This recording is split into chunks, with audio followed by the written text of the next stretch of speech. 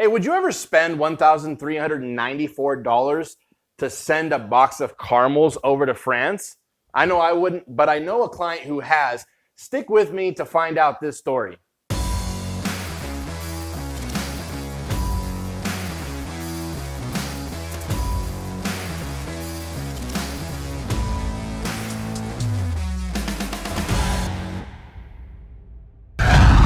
Hey everyone, Chef Andres here. Welcome to the Chefpreneur YouTube channel. If this is your first time watching us, make sure you subscribe with us as well as hit that like button on this video and make sure you hit that bell to get notified because we have new videos coming out every single week and we want to make sure that you're informed and never miss any of them. Now, before I get into my story, you're probably wondering, okay, Chef, you kind of enticed me with $1,394 for a box of candy or caramels.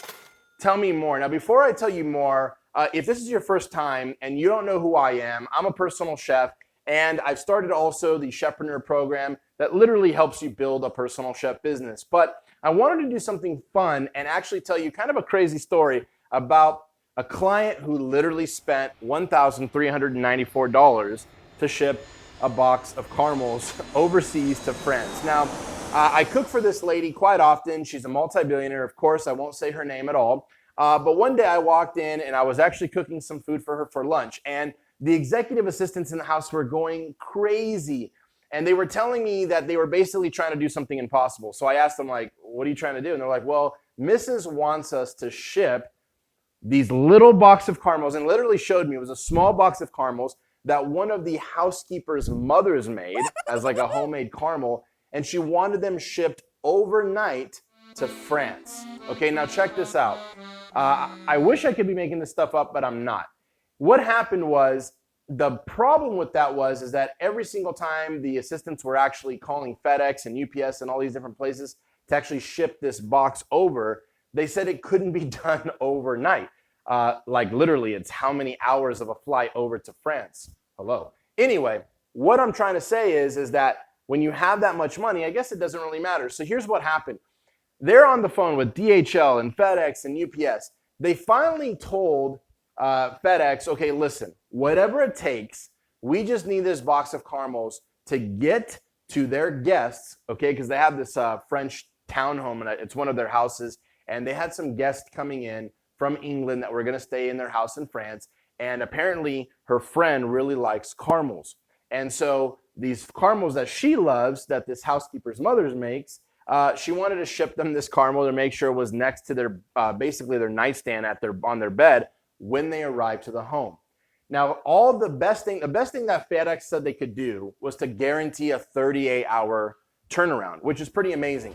But they literally said that they had to bring the box of caramels all the way to San Diego International Airport. Okay, ourselves, one of the people that worked for my client.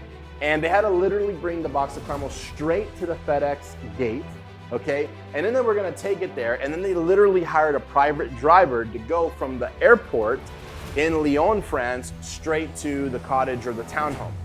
Now, this is insane, okay? And I'm thinking to myself, literally this box of caramels probably had, I don't know, 30 pieces of caramel in it. It's like, do the math on that. Like, how much money is that per caramel? That's crazy talk. But you know what? You get to see tons of stories like this when you're a personal chef, and you see some really crazy things. And I just wanted to share that story with you because I've never seen anything like that. And now I really want to make this disclaimer, okay? My client, she's amazing. She's very generous. She's an amazing person. But when you have billions of dollars, like, who cares? You can ship caramels all over the world if you want to, and it doesn't matter what the cost is. But what's really cool is that being a personal chef has actually allowed me to see crazy stories like this and actually experience things with clients that I would never would have known existed, right? You always hear about things in the movies and crazy stories about wealthy people and things like that.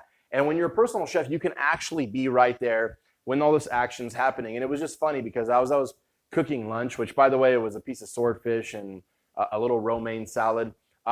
Again, you had all these assistants just frantic and going crazy trying to figure out how to get this box of caramels to France. And I'm thinking, like, there's probably some good caramels in France, and so I would have thought that maybe you would just send her some caramels from France. But regardless of that, right? Here's the deal. if you guys are a chef or a cook, you've thought about starting a personal chef business, you actually tried to do it, or you're in the process of starting up, you found the right place. We like to encourage you, we like to motivate you, we like to inspire you. And honestly, this was just a really fun little story to kind of get you interested in understanding what your life can be like and what you can experience outside of the back end of a restaurant or a hotel or wherever you're working as a cook or chef. So anyway, hey, thank you guys so much for watching this video. If you guys really are enjoying this channel, make sure you hit that subscribe button as well as that bell to get notified, and like and share any videos that you guys think can help other chefs as well. And as always, we always have some free trainings and some different things for you here in the description below as well. Can't wait to see you guys on the next video. Take care.